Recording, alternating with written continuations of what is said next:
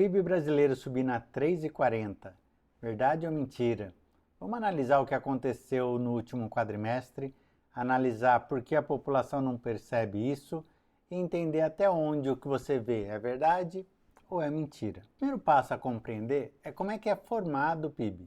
O PIB é consumo das famílias, mais investimento das indústrias, mais gastos dos governos, mais exportação e menos importação.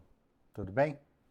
Pois bem, o consumo das famílias no último quadrimestre caiu 1%. A formação bruta de capital subiu 0,4%. E nesse ano ela está no valor inferior ao que seria de um crescimento natural, que é um acúmulo de 20%. Por uma questão lógica de depreciação, também está ruim. O gasto do governo aumentou 0,6%, 3 vezes mais o crescimento do PIB. Dá para ver que quem está puxando esse investimento é o governo, sem contar os gastos com as estatais. Mas uma coisa que não dá para ocultar é a exportação, que caiu menos 1,3%, e a importação também caiu 0,1%, o que significa o Brasil, com relação ao mercado internacional, está diminuindo o seu poder. Guarda essa informação que a gente vai contar isso lá no final, o que vai acontecer. Agora que você entendeu o que é o PIB, vamos entender o porquê o consumo das famílias diminuiu. Vamos entender duas coisas. O PIB é essa soma menos a inflação, ou seja, é o PIB real, não o PIB nominal. O que significa? Você pega a inflação, tira o que tem o PIB, o que sobrou é o PIB real. Tudo bem? Agora vamos entender qual foi o gasto das famílias para que esse consumo diminuísse. Está ligado à inflação de alimentos. A inflação de alimentos, em média, no Brasil, ficou 7,69. E se você pegar o PIB e tirar uma inflação de 7,69, vai ficar um crescimento de 0,54 no ano. E quando você olha com lupa, dentro desse processo, 3 cidades foram campeões na inflação por alimentos. Em terceiro lugar, São Paulo, onde a inflação foi de 10,07%. Se você descontar do mesmo PIB, você tem uma queda de 1,84%. A segunda cidade com maior aumento de alimentos no Brasil, curiosamente, foi Goiânia, quase a capital do agronegócio. Subiu 10,65%. Lá o PIB estaria em menos 2,42%. E a capital que mais subiu os alimentos foi Campo Grande. A capital morena subiu 11,3%. E nesse sentido, o PIB seria de menos 3,7%.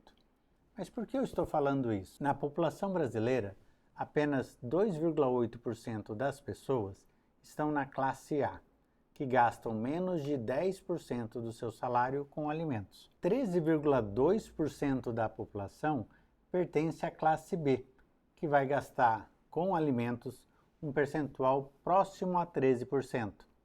O grosso da população brasileira está entre a classe C, D e E. A classe C representa 33% da população, que gasta mais ou menos 1/3 do que ganha com alimentos.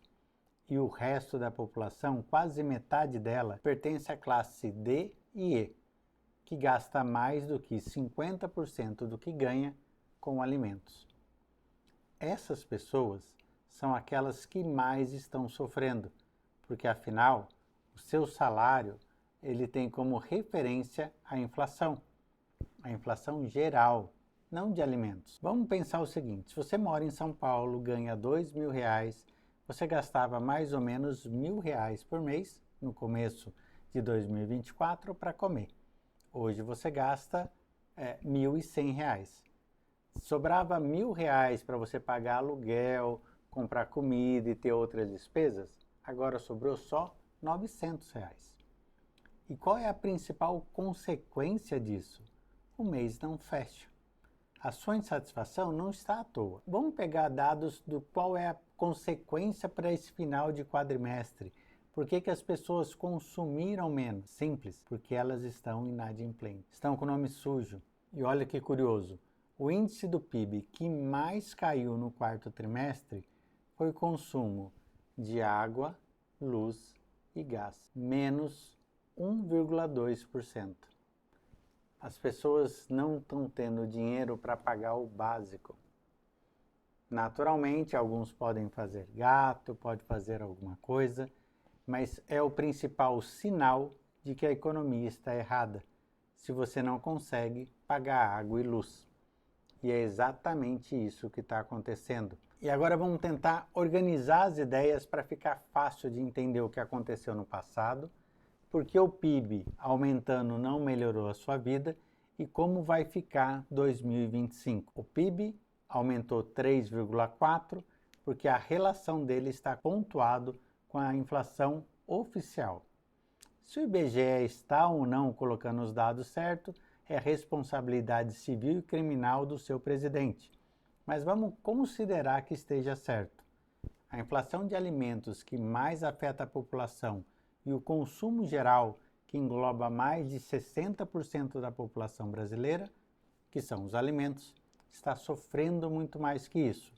O aumento salarial desse ano não vai cobrir os prejuízos do aumento dos alimentos. Se isso é verdade, o consumo das famílias vai continuar diminuindo. Por um outro lado, a classe A e B, as pessoas que estão ligadas a grandes empresas, que têm como objetivo não só o mercado interno, como o mercado externo, tem uma nova barreira. Não apenas o governo Lula, que teima em destruir toda a nossa economia, mas a reciprocidade internacional das tarifas colocadas pelos Estados Unidos. A balança comercial de fevereiro, pela primeira vez em 5 anos, está negativa. Março vai piorar ainda mais. E com outro detalhe, março acaba a safra agrícola. Em abril, a nossa balança comercial deve ser muito, mas muito sofrida. Com isso, teremos um dólar aumentando, a inflação aumentando e pior, a população tendo maior dificuldade em se alimentar. Esse é o cenário para 2025 se o Brasil não mudar de rota. O grande problema é que esse governo parece acreditar que está na rota certa. Enquanto a população sofre, ele faz piada com ovo, com feijão, mas a grande verdade é que comer no dia a dia para a classe mais baixa está cada vez mais difícil. E para a classe B e A vai ter um outro problema: a insegurança e mais, a falta de crescimento daquilo que eles estão ligados na sua cadeia produtiva. Deve ser um momento certo para começar a repensar o seu futuro e não apenas do Brasil. Espero ter ajudado para entender o que vai acontecer em 2025. Não esqueça de curtir, de compartilhar, de comentar aqui, porque o YouTube gosta para entender que esse conteúdo é relevante para você e para outras pessoas. Te aguardo e até a próxima.